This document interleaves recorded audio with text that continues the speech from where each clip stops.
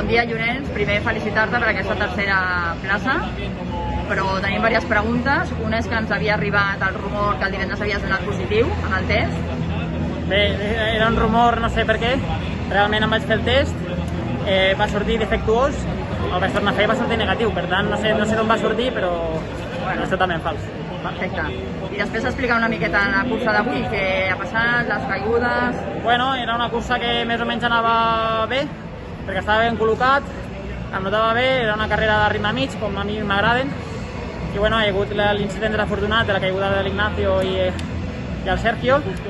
A partir d'aquí jo m'he quedat una mica tallat, han canviat el ritme i allí m'han tret 4 metres que m'han costat molt remuntar al final. M'he notat fort i jo crec que en condició normal hagués pogut quedar tercer, però sense haver l'incident aquest, no? Vale, doncs moltíssimes gràcies i a seguir endavant. Moltes Vinga, merci.